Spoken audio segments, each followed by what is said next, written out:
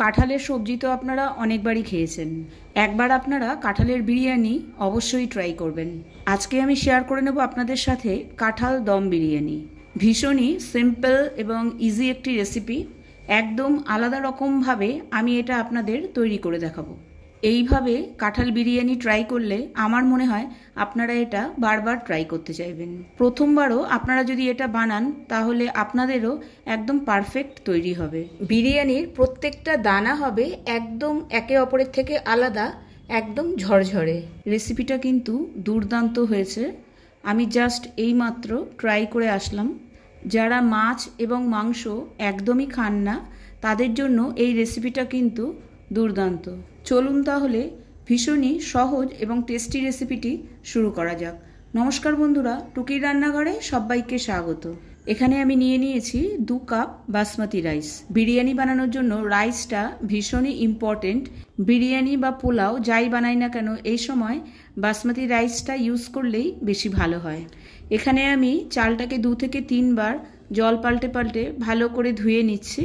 এরপর পরিষ্কার জল দিয়ে চালটাকে আমি ভিজিয়ে রেখে দেব 30 মিনিটের জন্য। আরেকদিকে আমি হালকা গরম দুধ নিয়ে নিয়েছি, তার মধ্যে আমি দিয়ে দিচ্ছি কেশর। এটা আমি পরে ইউজ করব বিরিয়ানিতে লেয়ারিং করার সময়। এটা যদি আপনাদের কাছে থাকে তাহলে অবশ্যই ব্যবহার করবেন। কেশর দিলে বিরিয়ানির গন্ধটা খুবই সুন্দর হয়। আমি এখানে ছোট একটা কাঁঠাল নিয়ে নিয়েছি, একদম তাজা কাঁঠাল, দেখলেই বোঝা যাচ্ছে। কাঁঠালের ওপরে যে স্কিনটা আছে সেটাও খুব একটা মোটা হয়নি। তাছাড়া ছোট কাঁঠালের টেস্টটাও খুব ভালো হয়। যখনই আপনারা কাঁঠালের বিরিয়ানি বানাবেন চেষ্টা করবেন বাজার থেকে ঠিক এরকম তাজা একটা ছোট কাঁঠাল কিনে আনতে। কাঁঠাল কাটার আগে আপনারা ভালো করে হাতে তেল লাগিয়ে নেবেন, তাহলে কাঁঠালের মধ্যে থেকে যে আঠাটা বেরোয় সেটা আপনাদের হাতে লেগে যাবে না। এখানে আমি ভালো করে কাঁঠালটাকে ছুলে নিচ্ছি। ছুলে নেওয়া হয়ে গেলে কাঁঠালটাকে আমি টুকরো টুকরো করে কেটে নিচ্ছি। পুরো কাঁঠালটাই আমার কেটে নেওয়া হয়ে গেছে। খুব বেশি বড় বা ছোট টুকরো আমি করিনি, মিডিয়াম সাইজেরই টুকরোগুলো আমি রেখেছি। এখানে আমি একটা কুকার নিয়ে নিয়েছি কাঁঠালটাকে সেদ্ধ করার জন্য। তার মধ্যে দিয়ে দিচ্ছি 1/2 টিস্পুন নুন, 1/4 টিস্পুন হলুদ।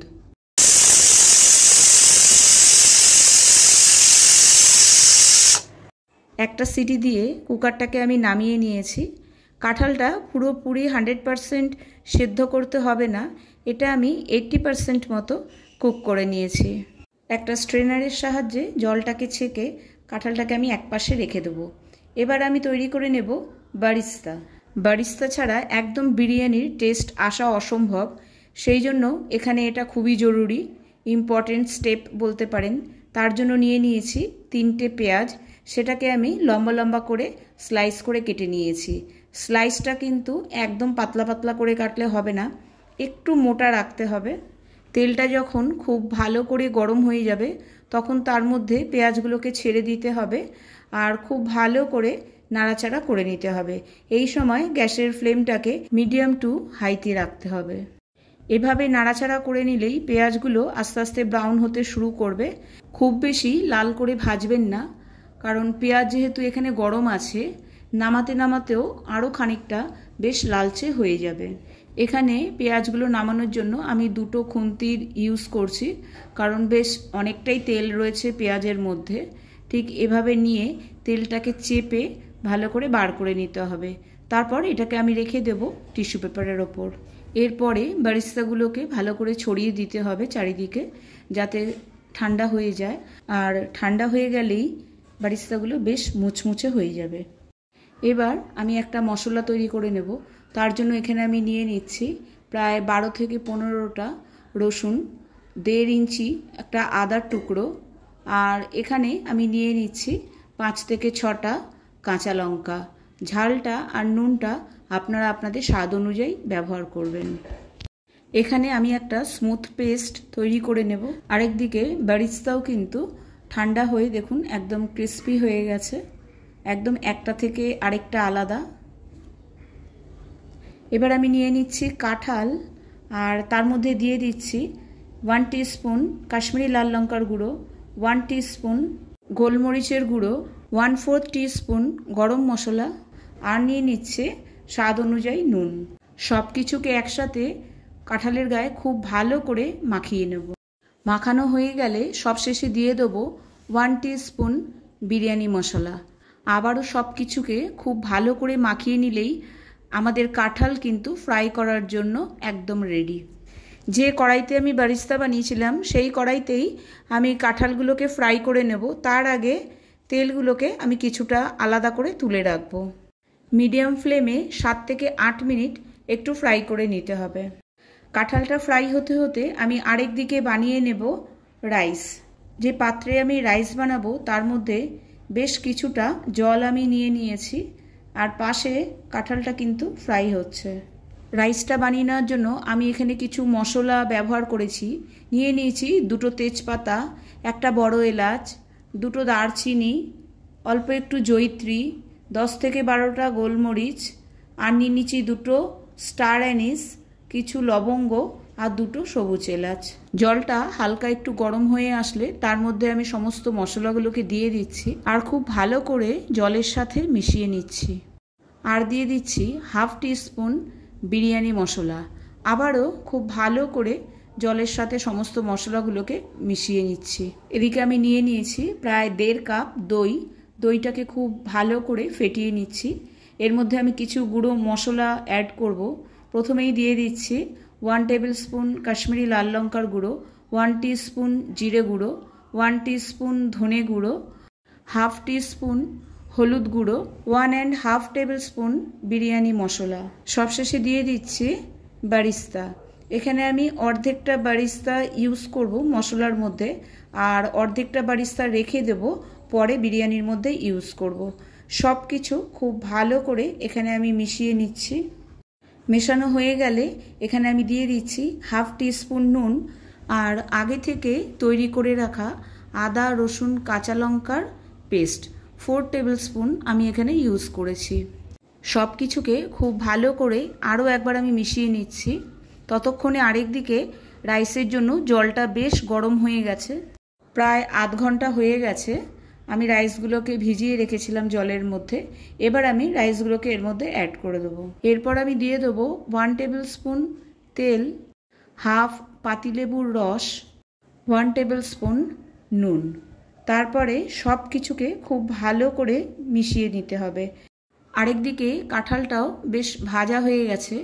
তার মধ্যে আমি অ্যাড করে দিচ্ছি মশলাগুলোকে।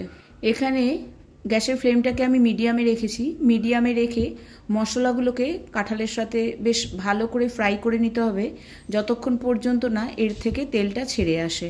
দেখতেই পাচ্ছেন তেলটা বেশ কিছুটা ছেড়েই এসছে, তবে আরও একটু হবে। ততক্ষণে রাইসটাও আমার হয়ে গেছে। রাইসটাকে আমি একটা পাত্রে নামিয়ে রাখছি। একটু হাওয়ার মধ্যে রেখে দিলে রাইসটা ঝরঝরে থাকবে, তাই চাইলে এটাকে একটু পাখার তলায় আপনারা দিয়ে দিতে পারেন। এদিকে কাঁঠালটাও একদম রেডি। চলুন দেখিয়ে দিচ্ছি। কাঁঠালটা কিন্তু বেশ ভালো সেদ্ধ হয়ে গেছে, তবে এরকমও সেদ্ধ না যে একদম গলে যাচ্ছে, কারণ এটা যেহেতু দম দেব তখনও কিন্তু আরেকটু সেদ্ধ হওয়া বাকি থাকবে।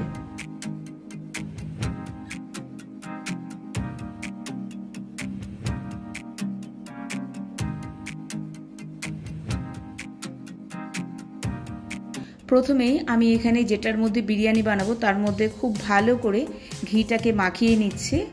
তারপরে আমি দিয়ে দিচ্ছি কাঁঠাল। কাঁঠালের লেয়ারটাকে খুব ভালো করে নিচে সাজিয়ে দিতে হবে।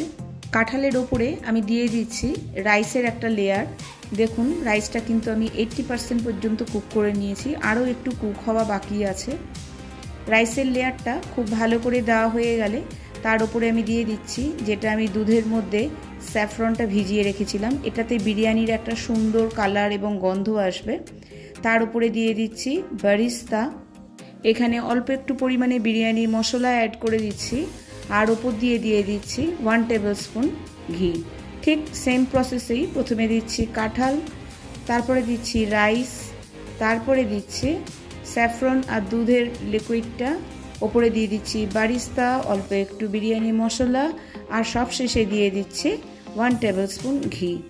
এখানে রাইসের যে সেদ্ধ করার যে জলটা সেটা আমি সাইড দিয়ে একটু দিয়ে দিচ্ছি যাতে নিচের দিকে রাইসটা পুরো না লেগে যায়। এবার এটাকে আমি 30 মিনিটের জন্য দমে বসাবো।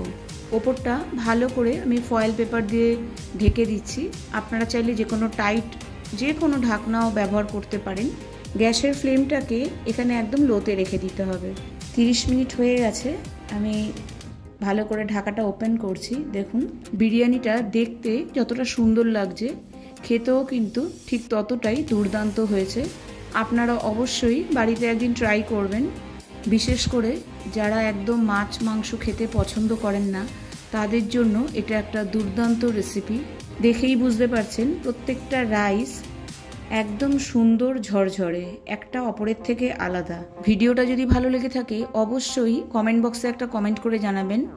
আমার চ্যানেলের পুরনো বন্ধুদের জানাই অসংখ্য ধন্যবাদ আমার পাশে থাকার জন্য। আর নতুন বন্ধু হয়ে থাকলে চ্যানেলটিকে সাবস্ক্রাইব করে আমার পাশে থাকার অনুরোধ রইল। নিচে দেওয়া বেল আইকনটি অবশ্যই প্রেস করে দেবেন, তাহলে আমি যখনই নতুন কোনো ভিডিও আপলোড করব তখনই সবার আগে পৌঁছে যাবে আপনার কাছে। ভালো থাকবেন, সুস্থ থাকবেন। আজ তবে এই পর্যন্তই। আবার দেখা হবে আরেকটি নতুন রেসিপির সাথে। Enjoy your biryani.